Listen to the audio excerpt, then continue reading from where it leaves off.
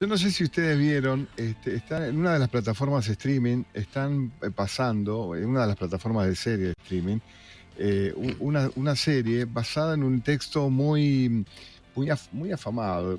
Esto fue el 11 de diciembre pasado, se estrenó en la famosa plataforma de series y cine en streaming en Netflix, una gran serie basada en uno de los textos más importantes de la literatura de Latinoamérica, que es la adaptación de Cien años de soledad, el gran libro de Gabriel García Márquez. El autor es para cualquiera de nosotros una referencia indiscutible. Digo, ¿por qué cualquiera de nosotros? Porque muchos decidimos ser periodistas, entre otras cuestiones, después de haber leído mucho de García Márquez, ¿no?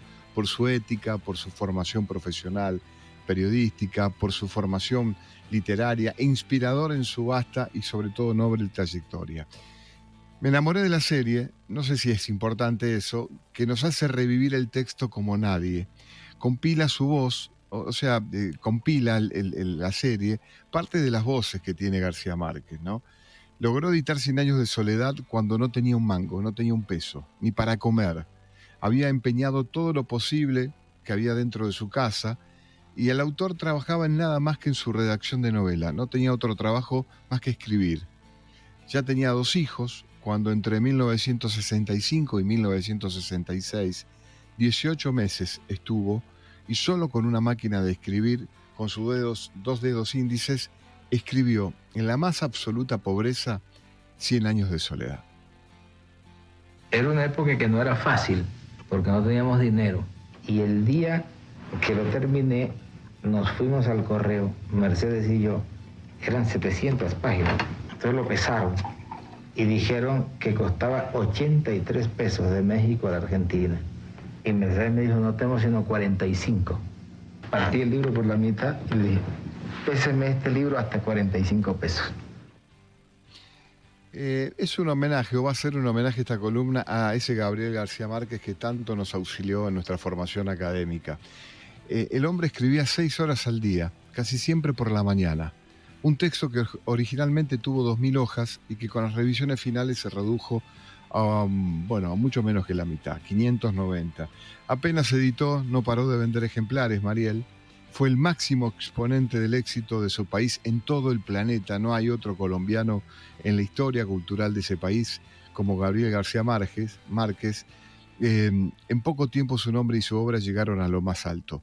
Escuché una curiosidad y esto tiene que ver con algo que también pudimos descubrir en el archivo días antes de recibir en 1982 el Premio Nobel de Literatura. El entonces muy joven periodista llamado Andrés Pastrana, quien tenía 16 años después de ese encuentro, fue elegido presidente de Colombia. Tuvo un cara a cara para la tele de su país con el propio García Márquez. Con el premio Nobel, Gabriel García Márquez, 10 días antes de la entrega de este premio. Gabriel García, una pregunta literaria. ¿Quién ha sido el escritor que más ha influido en su vida literaria? Pastrana era familiar directo de una familia política que peleaba contra el M-17 colombiano, un movimiento de guerrilla latinoamericana con buenos vínculos con García Márquez. Sin embargo, la emoción y la admiración a ese escritor no le permitían grieta alguna.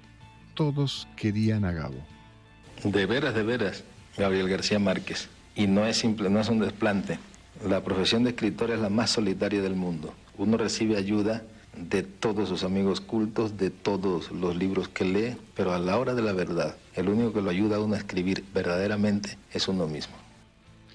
Gabo había sido corresponsal en Nueva York de Prensa Latina tras recibir amenazas y críticas de la CIA y de los disidentes cubanos que no compartían el contenido de sus reportajes. Se fue a México. Se estableció en la capital. Allí escribió su libro más famoso y también, aunque poseían residencias en París, en Bogotá, en Cartagena de las Indias, vivió la mayor parte del tiempo en la ciudad donde eligió morir.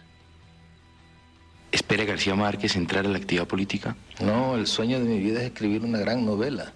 No ha escrito todavía la gran novela. Uno siempre piensa que la próxima será la mejor. Y el día que deje de pensarlo, pues dejaría de ser un buen escritor.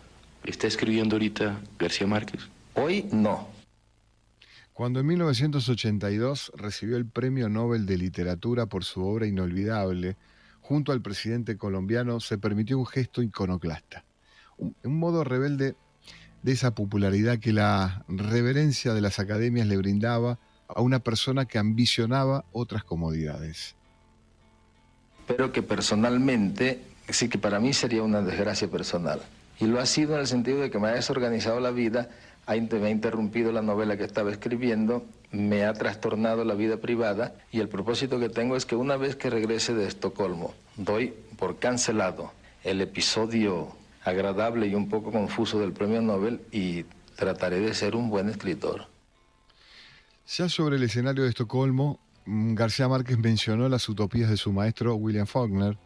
Me niego a admitir el fin del hombre, dijo. Con un fuerte compromiso político dedicó su discurso a las crisis y las políticas latinoamericanas que atravesaban dictaduras y en aquel momento muchos regímenes militares. Era en diciembre de 1982 cuando en una Argentina gobernada por la dictadura se escucharon las palabras que desde Noruega, en esa entrega, Gabo dijo.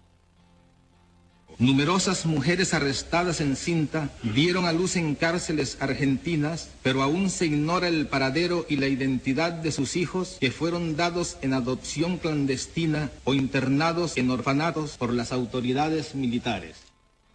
Viendo la serie que estamos viendo, 100 años de soledad, no hay palabras, al menos de este cronista, de este contador de historias, que alcancen con justicia a describir el talento de un hombre tan mágico y tan real como su propia literatura. Los inventores de fábulas nos sentimos con el derecho de creer que todavía no es demasiado tarde para emprender la creación de una nueva y arrasadora utopía de la vida, donde nadie pueda decidir por otros hasta la forma de morir, donde de veras sea cierto el amor y sea posible la felicidad, y donde las estirpes condenadas a 100 años de soledad tengan por fin y para siempre una segunda oportunidad sobre la tierra. 100 años de soledad de Gabriel García Márquez fue publicado en el 67 del siglo pasado. Realismo mágico que narra la historia de la familia Buendía en el mítico pueblo de Macondo. Y es un retrato alegórico de la historia y la cultura latinoamericana. Fue traducida a más de 40 idiomas, ha vendido millones de ejemplares en todo el mundo. Es un ícono universal. Vean la serie, no la recomiendo, que vean la serie, se puede ver. Hay capítulos hermosos, realmente una superproducción latinoamericana. Es impresionante, como inspirador incluso para releer el texto. Es nuestra gran historia del día.